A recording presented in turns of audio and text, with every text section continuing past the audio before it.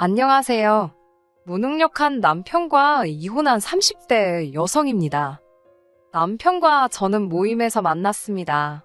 30대 솔로들끼리 모여서 취미 생활을 같이 하는 모임이었어요. 당시 저는 학원과 과외로 학생들을 가르치는 수학 선생님이었는데, 그렇다 보니 정작 또래들과 어울릴 기회가 많이 없었지요. 그래서 모임에 나가기 시작했어요. 남편의 경우, 남편은 원래 직장을 다니는 평범한 회사원이었는데 업무로 인해 스트레스를 많이 받았다고 하더라고요. 주말에라도 그런 스트레스를 날려보고자 모임에 합류했답니다. 저희는 모임 내에서 친분을 쌓아가다가 남편의 데이트 신청으로 밖에서 만나기 시작했어요. 결혼을 결심하기까지 1년 반이 채 걸리지 않았네요. 양가 어른들의 축하를 받으며 저희는 부부의 연을 맺었습니다. 결혼 준비 과정에서 약간의 잡음이 있기도 했지만 그건 저희가 이혼하게 된 결정적 이유는 아니니 이야기하지 않겠습니다. 저희가 이혼을 하게 된 시작점은 남편이 회사를 관두면서입니다. 남편은 원래 제법 규모가 있는 중소기업에 다니고 있었어요. 하지만 불경기가 시작되면서 남편의 회사에도 문제가 생겼던 모양이에요. 잘은 모르겠지만 그로 인해 회사 내에서 흉흉한 이야기가 돌았답니다. 몇 살 이상은 다 자른다더라. 어느 부서는 날린다더라. 여기까지는 저도 남편에게 전해 들은 바라서 전후관계 같은 건 잘 모르겠어요. 아무튼 그런 이야기가 돌면서 남편 이름도 몇 차례 사람들의 입에 오르내린 모양입니다. 억울해하는 남편에게 저는 상사랑 이야기를 해보던지 아니면 차라리 하루빨리 이직 준비를 하는 게 좋겠다고 조언했지요.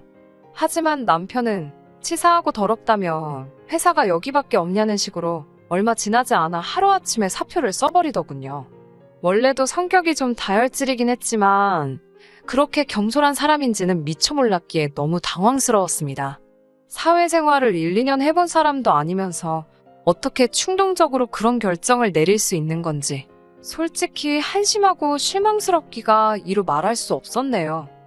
더 심각한 문제는 남편은 도통 재취업을 할 생각이 없어 보였다는 거예요. 비록 제가 돈을 벌고는 있었지만 제가 무슨 수타 강사라서 한 달에 몇 천씩 버는 것도 아니고 제 수입에는 한계가 있었지요. 이직을 하든지 나가서 뭐라도 해서 돈을 벌어와야 하지 않겠냐고 남편을 닥달을 해봐도 자기도 좀 쉬어야겠지 않냐며 오히려 저를 무슨 돈밖에 모르는 아내처럼 몰고 가더군요. 카드값도 내야지, 대출도 내야지. 그나마 아이가 없었으니 망정이지. 아니, 애가 없다고 해도 돈 들어갈 곳 투성이었는데 남편은 이참에 어디 여행이라도 다녀와야겠다질 않나, 친구들을 만나봐야겠다질 않나, 사람 염장 지르는 소리만 골라서 하더라고요.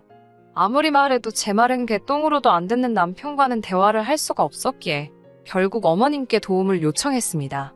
결혼 이후로 어머님과 정말 무슨 모녀지간처럼 가깝게 지낸 건 아니지만 그래도 자식돌이 며느리돌이는 한다고 하고 살았으니 남편에게 말 한마디라도 따끔하게 해주시면 안 되나 싶어서 부탁을 드린 거예요.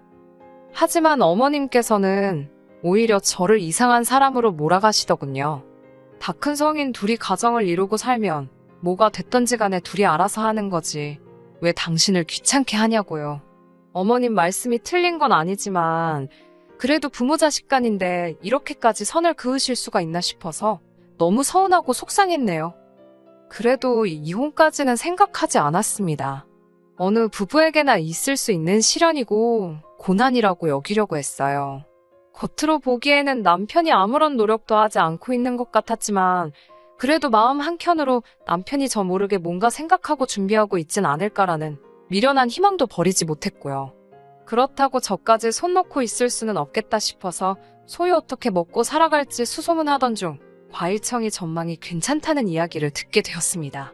처음에는 마트에 가면 널린 게 딸기잼이고 유자청인데 과일청이 장사가 되겠어 싶었지만 들으면 들을수록 한번 해볼까 싶은 생각이 들더군요. 솔직히 장사 미천으로 쓸 현금이 많은 상황도 아니었기에 다른 장사는 시도하기도 어려운 상황이었고요. 그렇게 종목을 정하고 발품을 팔기 시작했습니다. 조금이라도 자리는 좋으면서 새는 낮춰보려고 애를 많이 썼어요. 하지만 제가 가진 2천만 원 가지고는 어림도 없더라고요. 돈 이야기가 나와서 말인데 저희는 신혼 때부터 반반 생활비를 내고 있었고 나머지 벌이에 대해서는 서로 간섭하지 않고 있었습니다. 사실 처음부터 이러려던 건 아니었어요. 원래는 남편이 벌어온 월급을 전부 저에게 맡기고 제가 관리를 하려고 했지요. 그런데 결혼식을 올리고 처음 남편이 월급을 받아왔을 때였습니다. 어머님께서 당신 아들이 제 모습이냐고, 왜 당신 아들이 벌어온 걸 제가 다 가져가냐고 노발대발 난리를 치셨지요. 알고 보니 남편이 저와 결혼하기 전까지 남편 월급을 어머님이 관리해 주셨던 모양이에요. 저는 어머님께 그럼 제 남편이 어머님 머슴이냐고, 왜 제 남편이 벌어온 걸 어머님이 관리하시냐고 따지고 싶었지만 그때만 해도 저 갓 시집 온 상황이었습니다.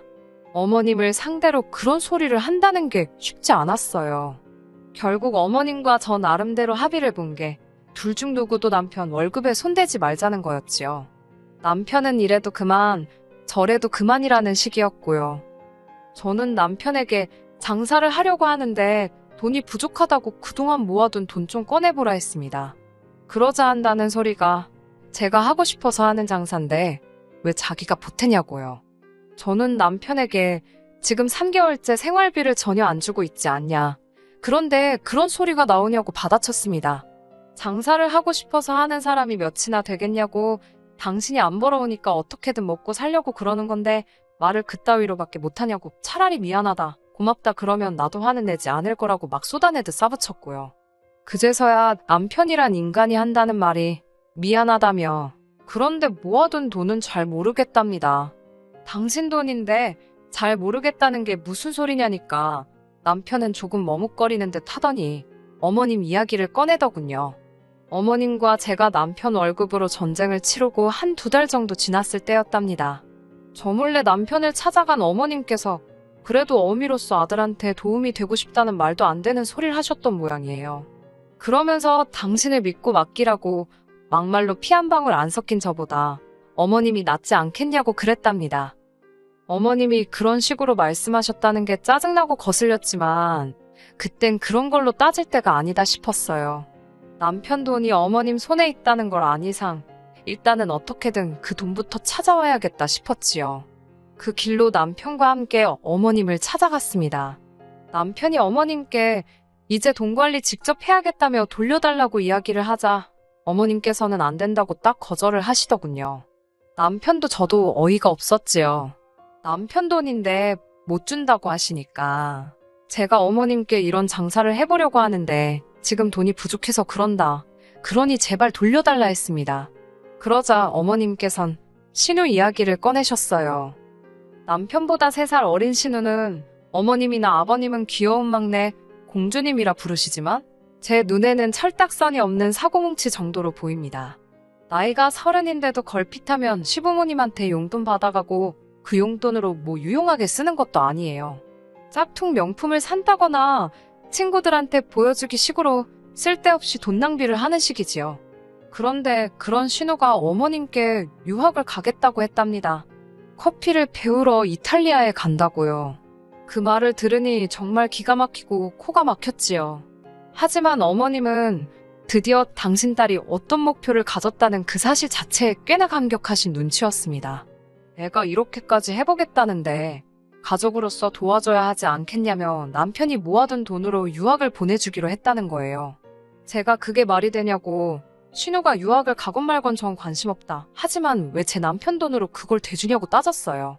하지만 정작 돈의 주인인 남편은 한숨만 푹푹 쉬어댈 뿐 어머님께 이렇다 저렇다 더 말을 못하더라고요. 불쌍하고 한심한 인간, 또 어머님 기세에 눌렸구나 싶어서 안쓰럽더군요. 남편이 정확히 어떤 어린 시절을 보냈는지는 모르겠지만 어머님 앞에서 남편은 늘 기가 죽어 있습니다. 다른 집 부모들은 장남이라 하면 껌뻑 죽는다던데 저희 시댁은 달랐지요. 어쩌면 재혼 가정이라 더 그런가 싶기도 해요. 아버님은 남편에게 새아버지셨고 신우는 지금 어머님과 아버님 사이에서 태어난 딸이거든요. 그리고 이렇게 사연을 이야기하며 곱씹어보니 어머님께서 아버님을 참 좋아하셨거든요. 같은 여자로서 보고 있으면 어쩔 때는 안쓰럽고 저렇게까지 해야 하나 싶을 만큼 아버님 비위를 맞추려고 애를 쓰시는 게 눈에 다 보인달까요? 그래서 더 보란듯이 남편을 밀어내시나 싶기도 하고, 아무튼 제 나름대로 짐작만 할 뿐이지 어디다 물어보진 못해서 정확하게 이유는 모르겠지만 남편은 어머님 앞에서 찍소리도 못해요. 어쩌다 한마디 하더라도 금세 쭈그러집니다. 그런 남편이 불쌍해서 이혼하자는 생각이 들다가도 항상 결국엔 그 말을 못했어요. 나라도 안 챙기면 이 인간을 누가 챙겨줄까 싶어서. 결국 장사는 제가 가진 돈 2천에 친정 부모님에게 빌린 2천을 보태 총 4천을 들여 시작했습니다. 놀고 먹는 남편을 가만 보고 있을 수가 없어서 당신도 나오라고 해서 잡일을 시켰어요. 잡일을 해봤자 과일 상자 나르고 과일 세척하고 근거리 배달 가고 그런 정도였습니다. 그래봤자 하루에 몇 시간 일하는 것도 아니었고 엄밀히 말하면 제가 사장 남편이 직원이 되었으니 어머님도 가타부타 말씀하실 상황이 못 되었지요. 처음에 몇 달은 정말 힘들었습니다. 이제 와서 말이지만 내가 뭐 한다고 이 짓을 시작했나 땅을 치고 울던 적도 있어요. 친정 부모님 돈만 끌어다 쓰지 않았더라면 정말이지 못해 먹겠다고 들어누웠을지도 모릅니다. 그래도 죽으란 법은 없는지 한 1년쯤 지나니까 조금씩 자리를 잡아가기 시작하대요. 운 좋게도 방송을 한번 타게 되니까 전국에서 전화로 인터넷으로 주문도 들어왔고요. 그렇게 장사한 지 2년쯤 지나선 상가 구석진 곳에서 잘 보이는 곳으로 매장도 옮기고 수입도 한 달에 1,000 가까이 가져갈 만큼 자리를 잡았습니다. 친정에 빌린 돈도 이자를 얹어서 갚았습니다. 2천을 빌렸지만 3천으로 돌려드렸어요. 친정 부모님이 그렇게 달라고 요구하신 건 당연히 아니었고요. 너무 힘들 때 도와주신 그 마음에 감사해서 드렸습니다. 남편은 못마땅한 눈치였지만 자기가 할 말은 하나도 없었지요. 어머님이 남편 돈을 돌려주시기만 했어도 저도 친정에 아쉬운 소리 안 하고 양쪽 부모님께 공평하게 잘해드렸을 테니까요. 그리고 저희가 그렇게 자리를 잡아가는 동안 신우 이야기는 진짜 할 때마다 열불이 납니다. 커피를 배운답시고 유학 간 신우는 6개월 만에 한국에 돌아왔어요. 돌아온 이유는 한심하기 짝이 없었습니다. 거기서 어떤 유학생 남자랑 연애를 시작했는데 그 남자가 한국에 들어온다고 하니까 자기도 따라 들어오대요. 결혼을 약속한 사이도 아니었고 뭣도 아니었는데 신우 혼자 오바를 한 거였고요.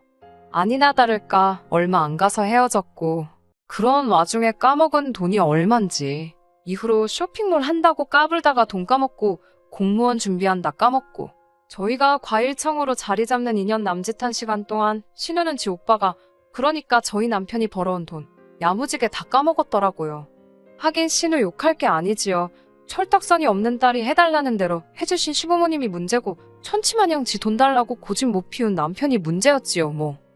하루는 어머님께서 이야기를 좀 하자시더니 저더러 신우 걱정이 안 되냐입니다. 어머님 아버님 다 살아계시고 오빠인 남편도 있는데 제가 못하러 신우 걱정을 하겠어요? 하지만 차마 그렇게 대꾸할 수는 없으니 무슨 일 있냐고 여쭈어 봤습니다. 그러자 어머님께선 네 신우도 시집가고 하려면 뭐 돈이라도 얼마 있어야 하지 않겠냐고 그러시더군요. 역시 돈 이야기 때문에 부르셨구나 싶어서 하마터면 웃음이 다 나올 뻔했습니다. 사실 어머님이 보자고 부르실 때부터 돈 이야기 하시려는 게 아닌가 싶어서 나름 마음의 준비를 하고 나온 상황이었거든요. 저는 준비한 대로 저희도 돈 없다는 거 아시지 않냐고 딱 잡아댔습니다. 하지만 어머님께선 장사 잘 되는 거 다 아는데 뭘 내숭을 떠냐며 저더러 그러지 말고 돈 좀 달라고 다시 한번 이야기하시더군요. 강압적인 어머님의 태도에 저라고 긴장을 안 한 건 아니지만 휘둘리지 말아야겠다고 단단히 마음을 먹고 말씀드렸어요. 저희가 처음 장사하려고 할 때 생돈을 달라 한 것도 아니고 남편이 벌어온 돈만 돌려달라고 했는데도 안 주시지 않았냐. 그리고 그 돈으로 신우 뒷바라지 하셨지 않냐. 그래놓고 또 우리한테 신우 뒷바라지를 부탁하시는 거냐고 정말 너무하신다고요. 신우 뒷바라지건 어머님 아버님 생활비건 저희는 당장 도와드릴 능력도 안 되고 돈도 없다고. 그러니 저희한테 이런 걸로 부담 주지 마시라 했습니다. 제 강경한 반응에 도저히 안 되겠다 싶으셨는지 어머님께선 그럼 신우를 데려다 일을 시키라셨습니다. 그 코딱지만한 가게에서 그나마 남편이랑 저랑 둘이서만 일을 하니까 돈도 그만큼 가져가는 거지 신우까지 끼어들면 남는 것도 없다고 안 된다고 했어요. 그러자 어머님께선 넌 이것도 안 된다 저것도 안 된다. 하다못해 뭐 한번 생각해보겠다도 아니고 무슨 말만 하면 안 된다 소리만 하냐고 화를 내셨습니다. 저는 지키지 못할 약속을 하기도 싫고 쓸데없는 희망을 가지시게 하기도 싫다고 솔직하게 말씀드렸어요. 저는 절대로 신우 뒷바라지 할 생각이 없고 신우를 저희 가게에서 쓸 생각도 없다고 말이에요. 제가 똑부러지게 이야기를 하자 어머님께선 씩씩거리시며 분을 못 삭히시더니 급기야 저더러 꼴도 보기 싫다고 눈앞에서 꺼질하셨습니다. 원체 경우 없으신 분이기에 저도 그 정도 상소리에는 눈도 깜짝 안 하거든요. 알겠다고 건강히 계시라고 인사드리고 그대로 집에 왔습니다. 그런데 집에 도착하니 남편이 어두운 표정으로 절 기다리고 있더라고요. 어머님께서 벌써 전화로 한 소리 하셨구나 싶어서 마음이 좋질 않았지요. 그래도 모르는 척, 아무 일도 없었던 척 남편에게 왜 그러냐 물었습니다. 그러자 남편이 저더러 정말 어머님이 말씀하시는 거 전부 다 안 된다고 그랬냐고 묻더군요. 돈도 못 해준다, 일도 안 시켜준다 그랬냐고요. 원망 섞인 듯한 남편의 목소리를 들으니 저도 서운하고 갑갑하고 그때 그 기분은 뭐라 표현하기가 어렵네요. 남편에게 맞다고 다 안 된다 그랬다 했습니다. 그러자 남편이 한다는 말이 자기 입장도 생각을 좀 해주지 그랬냐입니다. 당신 입장? 무슨 입장? 그럼 해주자고. 돈을 또 대주자는 거냐고. 난 그렇게 못한다 했습니다. 지난 2년 동안 제대로 쉬지도 못하고 매일매일 뜨거운 불 앞에서 얼굴 익어가며 번 돈이라고. 난 이 돈 모아서 집도 사고 애도 낳고 할 일이 많다고요. 남편은 고심에 빠진 표정을 하더니 그러면 저더러 가게를 하나 새로 차리자입니다. 그리고 전 그 새로 차린 가게에 가서 일을 하래요. 자기는 지금 가게에서 신우랑 둘이 일을 하겠다고요. 제가 당신 누구 닮아서 그렇게 염치도 없고 뻔뻔하냐고 물었습니다. 땡전 한 푼 안 들이고 장사하는데 끼어들어서 먹고 살게 해주니까 지금 나더러 나가라는 거냐고. 나갈 거면 당신이 나가서 신우랑 가게를 차리든 어쩌든 하라고. 미쳤냐고 써붙였네요. 이제 보니 어머님부터 다들 머리는 폼으로 달고 있냐. 이 말을 하면 씨가 먹히겠구나 안 먹히겠구나 생각을 안 하냐고 싸잡아서 욕을 했지요. 그러자 남편이 말이 너무 심한 거 아니냐며 친정엔 1,000만 원씩 톡톡 주고 신우는 꽁으로 1,000만 원 달라는 것도 아니고 와서 일을 하겠다는데 왜 그렇게 안 된다 하냐입니다. 그래서 제가 당신 돈 2년 동안 헤쳐먹은 거 보고도 정신 못 차리냐니까 그건 자기 돈이니까 전 신경 쓰지 말랍니다. 왜 간섭이냐고요. 그제서야 망치로 머리를 한 대 맞은 듯 깨달음이 들더군요. 내 딴에는 지네 엄마한테 지 어떻게든 지켜주고 챙겨주려고 했는데 정작 당사자는 지가 당하고 있는지 어쩐지도 모르고 막말로 제가 무슨 자원봉사하는 것도 아니고 뭐 한다고 고마운지도 모르는 사람 챙기느라 진을 빼나 싶어서 머릿속이 복잡해 잠깐 숨을 고른 뒤 남편더러 나가라 했습니다. 정말이지 30분의 정막 끝에 제 입에서 나온 한마디는 그냥 나가였어요. 그러자 남편이 지 엄마 앞에서는 찍소리도 못하더니 저한텐 그동안 자기 일한 거 돈으로 달랍니다. 그 돈으로 자기도 가게 차린다고요. 신이 도왔다고 표현해야 할지 정말 다행히도 저는 남편이 매일 몇 시에 나와 무슨 일을 하고 몇 시에 집에 들어갔는지를 매일같이 기록해두고 있었거든요. 그거에 근거해서 시급 계산해서 보내준다 했습니다. 하루에 서너 시간 꼴랑 일해놓고 자기가 무슨 얼마나 큰 기여라도 한 것 마냥 으스대는 꼴이라니. 결국 남편과 저는 이혼했습니다. 2년간 남편이 일한 거에서 공동생활비를 비롯해 제외할 건 제외하고 나니 1,000만 원 좀 넘더라고요. 먹고 떨어지란 심정으로 그 돈 주고 협의 이혼했습니다. 남편이 저더러 후회하지 말랍니다. 저도 했는데 자기라고 못하겠냐고요. 실컷 얼마든지 잘해보라고 했네요. 그리고 이 사연을 쓰게 된 결정적인 이유이기도 한데 엊그제 지인을 통해 남편 소식을 듣게 되었습니다. 신우가 제빵기술 배워서 카페 차린다고 프랑스 간다고 해서 저한테 가져간 돈 또 죄다 털린 모양이더라고요. 어쩐지 그래서 엊그제 남편한테 전화가 왔었구나 싶더군요. 아들 돈 홀랑 털어먹고 가족이라는 이름 아래 며느리 돈까지 홀랑 털어먹으려던 시가족 거지근성도 문제지만 해달라는 대로 다 해주려는 남편 호구근성이 더 문제예요. 연락 받아봤자 잘못했다고 빌거나 어디 돈 더 받아낼 거 있는지 구걸하려고 건 전화일기 안 봐도 뻔하지요. 이제 와서 생각 고쳐먹고 후회한다고 한들 제가 마음이 떠났는데 다시 받아주겠어요? 전화는 가볍게 무시하고 더 마주칠 일도 없게 전화번호도 차단해버렸습니다. 그렇게 살고 싶다는데 그렇게 살게 내버려둬야지요. 끝까지 들어주셔서 감사합니다. 오늘의 사연은 여기까지입니다. 구독과 좋아요, 알람 설정 부탁드리고 더 좋은 사연으로 다시 찾아뵙겠습니다. 감사합니다.